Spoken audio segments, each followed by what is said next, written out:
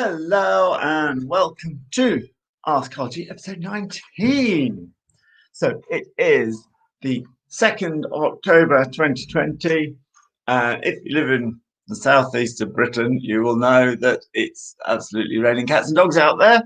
So it's a good idea not to broadcast from there and let all the rain get into my computer. So we're back in the studio. I prefer being outside, but there we are. We're back in the studio now. Nice it is as well. This, by the way, is actually part of a light stand. It's not some weird microphone equipment or something like that. I'm just going off my computer. Hopefully the picture and the sound is okay. So last week, about 10 days ago, I did another referendum, what's your main issue with your horse referendum week. And thank you to everybody who responded. The first issue that I answered was not having time for your horse. And something that I needed to add, and that I really must add, is that if you haven't got time for your horse, if you haven't got time to train your horse, I feel sorry for you. I understand exactly what it's like. However, if you haven't got time to train your horse and your horse is untrained and green or young or whatever, then I feel sorry for your horse, because if you're talking about training the basics, then you must find time to educate that horse in the basics. However, this isn't a telling off. This is a good news thing, because I promise, if you drop the whole this is my leisure, this is my therapy, this is my relaxation, and get on with what I just said, that you must give your horse the basics. In the same way that if you imagine a teacher of children going, oh, I love teaching children, it's my therapy, it's my enjoyment, it's my whole reason of living. And then you say, oh, well, how did you get on teaching the children to read and write? And they said, well, my mum came over and I didn't really have the time, so I didn't do it. And then the days go on and the days go on. In the evening, you can see them staying up later watching some pap on telly. And it's like, well, why don't you get up earlier and educate these children? You can see that would be a situation that is unsustainable. You have to educate these children so that you can have a life of leisure and therapy later. But they need to be able to read and write. In the same way, your young horse or your new horse, if it's not trained terribly well, you do have a contract with it. It's come to you and you're saying, I will look after this horse. When you buy this horse, you're saying, I will look after this horse. And the horse is expecting you to show you want to have that relationship with your horse where you trust each other. Well, you have to be trustworthy. You can't just say, oh, well, I'm not going to train it. I haven't got the time. Then once every 6 weeks, I'll just take it on a hack and we'll just see how it goes. And then lo and behold, it's not very good in traffic or whatever. I mean, if you're not going to take control because you go out, you haven't been training it, it then starts freaking out in traffic and you just get frightened and don't take control of the situation, understandably, because you haven't put the groundwork in, which isn't an option. But if you haven't put the groundwork in and then you come back and you're like, oh, it's not very good in traffic. Well, if you don't take control, I mean, you might as well just load the horse into a lorry, drive it out to an intersection, push it out and drive on. When it comes running back to the stable, you go, oh, it's not very good in traffic. You have to take control. However, this is actually a good news broadcast, because I promise, if you take that to heart and like, okay, so I'm going to stop thinking about it as my leisure, and because the horse doesn't know that it's your leisure, it's doing its best. And I'm going to stop thinking of it as my therapy, and I'm going to stop thinking of it as my relaxation, and I'm going to sit down as if it was my work, my obligation, and my priority to provide a certain amount of education so many times a day and make sure that happens, then I promise that is such an investment for the future. You will have an amazing time. And then later on, it will be your leisure. and it will be your relaxation, and it will be your therapy. And later on, once it's got that education, yeah, if you don't have time for your horse so much, it's not good. Its education will go down, but the fundamentals are there. I know this because I've done it myself. You know, the Roman riding, standing on two horses and you're going around. It took me ages to learn that until I decided about this time in the year, actually, the summer had finished. I was like, I'm going to get that by next winter, next summer. And I'm going to spend all winter. And I had a job and I had to get up at 5:30 to get down the stables, get them sorted by 6:30, do some Roman riding till 7:30, hurry back to get my breakfast at 8 and start work. And it was a grind. Oh, it was such a grind. This is no fun. And in the wind and the rain. And I remember that 6 months of work. But this is the bit I'm trying to get to. That was 12 years ago. 12 years ago, I did some whoop-de-doo. 12 years ago, I did some work.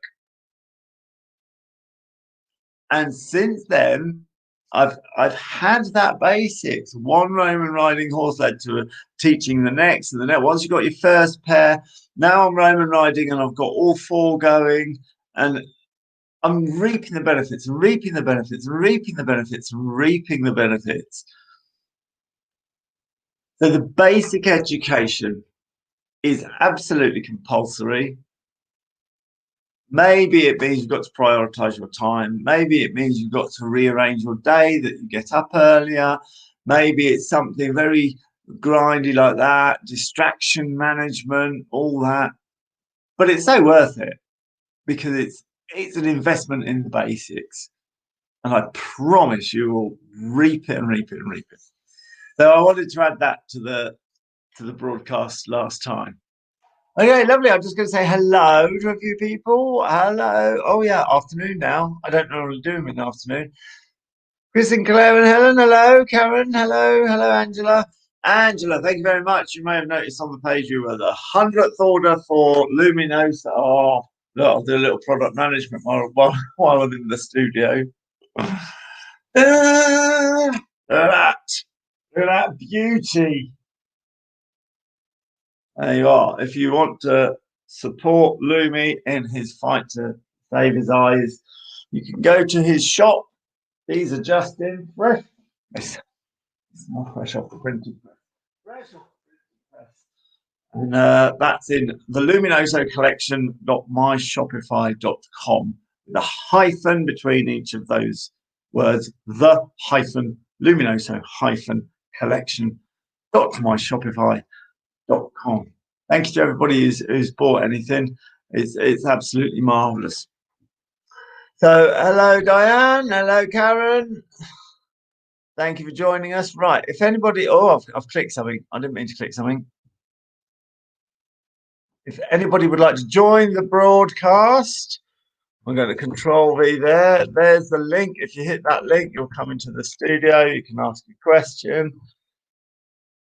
And I'll get on to the current question, which came in on YouTube. So hello to the YouTube people, Karen on YouTube. And it said that the rider is getting older and stiffer and inflexible, and the horse is still springy and sprightly and probably due to go on to another home. And how do I do that without feeling guilty? So firstly, the horse doesn't care. The horse doesn't care. Of course, they care for the relationships that they've lost, but we do that when we move to a new job, new school. We are all designed that within a herd, we are going to make and break new relationships. So you don't want to take that too much on board. If you're feeling guilty because you feel that you've failed the horse, or you've let the horse down in some way, or that you've been inadequate, I so take my hat off to anybody who has the good horsemanship sense to move a horse on because it's in the wrong place, either because events have changed or the horse just doesn't like the work that it's done. And I'm reminded of my first horse, Sputnik, who was a Welsh cob, fiery little thing, very spooky. And it was a super jumper, but we didn't do jumping, we did jousting shows. And whilst it was very good at jousting shows, it wasn't its forte. It just wasn't.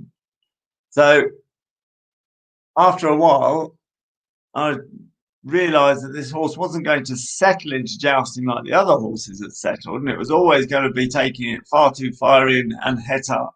And actually, what this horse needed was for that get up and go to be contained and then exploding in such a way exactly as going over a jump. So he was a jumping horse. He was absolutely set for it. So I started looking for a jumping yard that he could go to. And probably another year and a half went before I found a home that I was happy with. Off he went.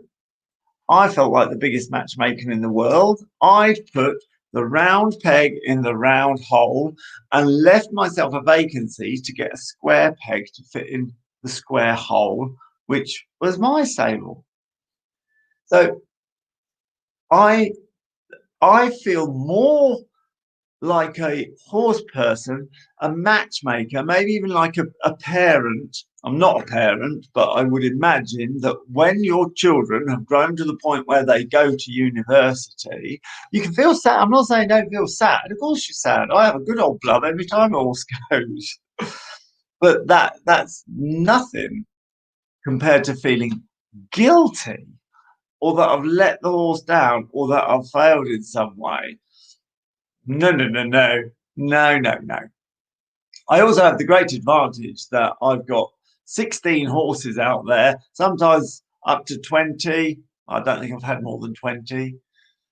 And if one of them doesn't do it and the other 19 do, you know it's not you. You know it's not your failing. You know it's nothing that you should feel guilty about. It's just that you're trying to put the wrong peg into the wrong hole. And you're actually a better horse person, deserving of more respect for putting the correct horses in the correct places.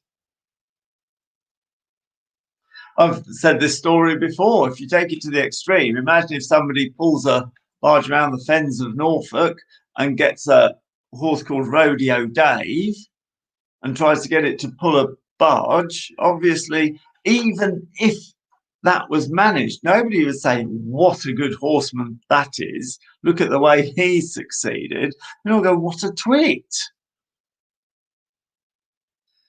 So being responsible, being a good horse person, being capable as a horse person far outweighs the sadness that your horse has gone and shouldn't be misinterpreted as guilt.